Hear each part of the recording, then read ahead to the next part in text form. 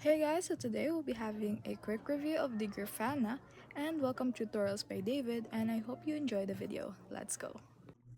So yes, Grafana remains one of the most powerful data visualization and monitoring platforms in 2026, widely used for tracking metric, logs, and system performance across cloud and on-prem environments.